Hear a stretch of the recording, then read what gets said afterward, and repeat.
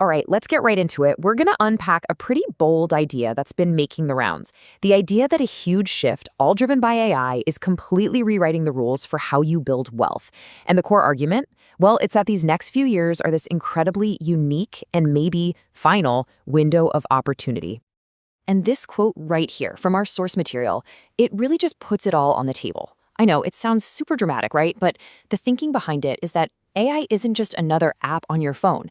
It's this massive economic force that is quietly, but very quickly, concentrating wealth. And we need to understand how. So, here's the absolute heart of the matter. AI is creating this giant split. You see, if you own things, assets, like a business, stocks, real estate, AI becomes this incredible superpower. It's leveraged to multiply what you already have. But if all you have to sell is your time for a paycheck, AI starts to look a whole lot like your new competition. So let's start by really digging into the why now part. What is it about this specific moment in history that makes it so critical? Why the 5-year warning? Well, you know the old playbook for getting ahead, right? Go to a good school, land a safe job, buy a house, save for retirement. The problem is that path is getting steeper and more expensive by the day. In AI, well, AI is like throwing gasoline on that fire, making those old, reliable paths way less certain than they were for our parents' generation. To really get what's happening, we need to zoom out a bit. We need to look at this economic trend that's been building for decades, a trend that AI is now putting into absolute overdrive. It all starts with this idea called the Great Decoupling. See, for a long time, it was a simple deal. As workers got more productive, their paychecks got bigger right alongside it. It was like they were linked together. But then, around the 1980s, that fundamental link, it just broke.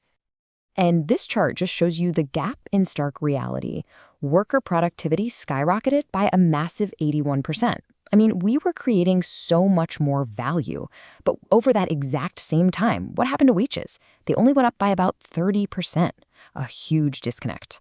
So the billion-dollar question is, where did all that extra value, that 51% difference, actually go? Well, the source argues it flowed up. It went into corporate profits, to the people who owned the company's stock, and into bigger paychecks for executives. Basically, it went to the owners of the capital, not to the people providing the labor. And today, AI is pouring fuel on this fire with 4 key forces. 1, it creates these winner-take-most markets where 1 or 2 companies dominate. 2, a lot of this new wealth is being created in private companies so regular people can't invest. 3, housing is just getting more and more out of reach. And 4, this huge skills gap is opening up between people who can use AI and people who can't. Okay, so it's totally fair to be a little skeptical here and ask, isn't this just another tech panic? I mean, come on, we've heard these kinds of doomsday predictions before with every big new technology, from the tractor all the way to the internet. And that's the classic and very valid counterargument, isn't it? History has shown us, time and time again, that while technology definitely gets rid of some jobs, it has always, eventually, created even more, and often better, new jobs to take their place. I mean, this is the perfect example. Go back to the early 1900s, and almost half the country, 40%, worked in farming. Today, it's just 2%. And yet, we have millions of new jobs in industries that no one back then could have even imagined. The exact same thing happened when the car replaced the horse and buggy. And this is why the source argues that we're all asking the wrong question. It's not about, will AI take our jobs? The much more important question for our future is, when all this new productivity and all these new jobs are created, who gets to keep the money? Who captures the financial upside? So what makes this time any different? Well, it boils down to one word: speed.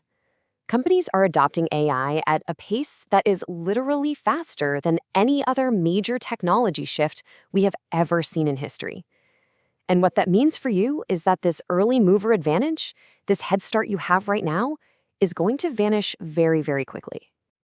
Okay, so that's the problem, that's the landscape. It's a bit intense, so let's flip this around and talk about the solution. How do we turn all this into an actual actionable plan for the next 5 years?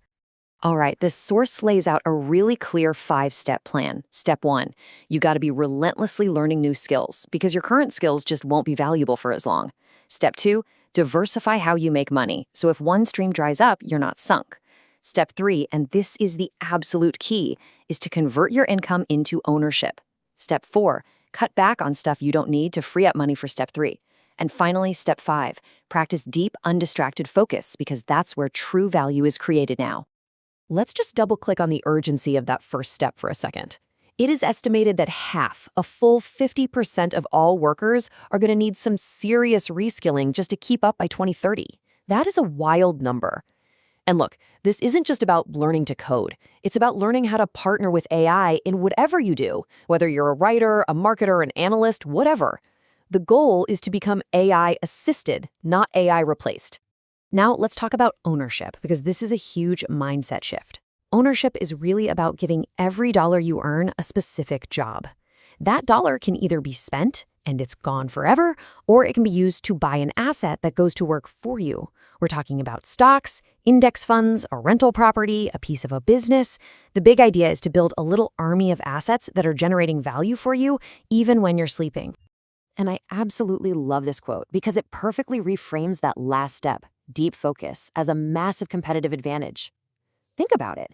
In a world where AI can handle all the easy, shallow administrative stuff, our greatest human value comes from deep, creative, strategic thinking.